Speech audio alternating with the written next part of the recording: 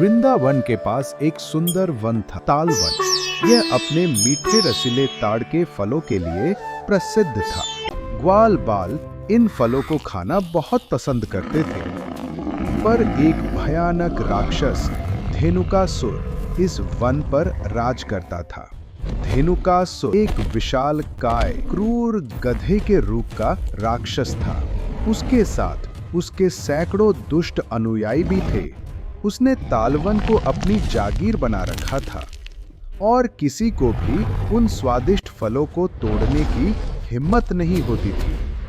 जो भी वहां जाता, धेनुकासुर उसे मार डालता था। एक दिन कृष्ण और बलराम अपने ग्वाल बाल मित्रों के साथ खेल रहे थे और उनकी आंखें चमक उठी। उन्होंने कहा, कृष्ण, बलराम, ये फल कितने स्वादिष्ट लगते हैं, पर हमें डर लगता है धेनुकासुर से।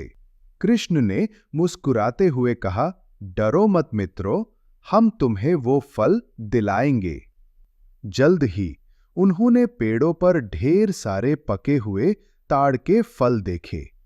बलराम ने अपने शक्तिशाली हाथों से पेड़ों को हिलाना शुरू किया, जिससे फल धड़ाधड़ नीचे गिरने लगे। जैसे ही फलों के गिरने की आवाज हुई, धेनुकासुर क्रोध से आग बबूला होकर वहां आ पहुंचा।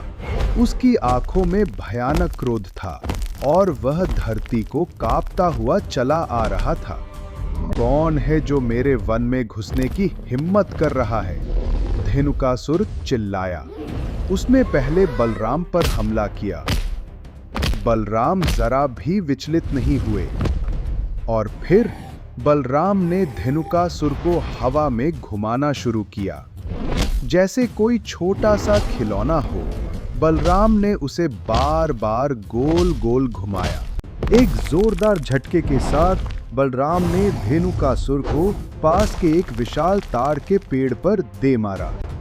धड़ाम की भयानक आवाज के साथ धेनुकासुर जमीन पर गिर पड़ा।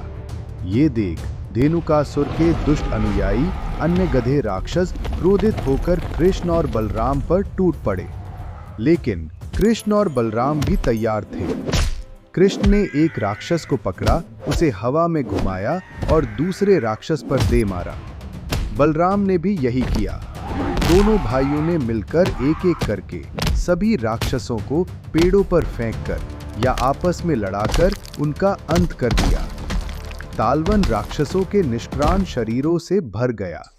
धीरे धीरे वन से विषैली ऊर्जा दूर होने लगी। हवा शुद्ध हो गई और ताड़ के फलों की मीठी सुगंध हर तरफ फैल गई। अब तालवन सुरक्षित था। ग्वाल बाल खुशी से चिल्लाते हुए दौड़ पड़े। उन्होंने जी भरकर मीठे मीठे ताड़ के फल खाए। वृंदावन के लोगों तक जब ये खबर पहुंची तो उनकी खुशी का ठिकाना न रहा। वे तालवन की ओर भागे, कृष्ण और बलराम को गले लगाया। उन्होंने अपने प्रिय बालकों को हीरो के रूप में देखा, जिन्होंने उनकी जीवन रेखा को एक बार फिर सुरक्षित कर दिया।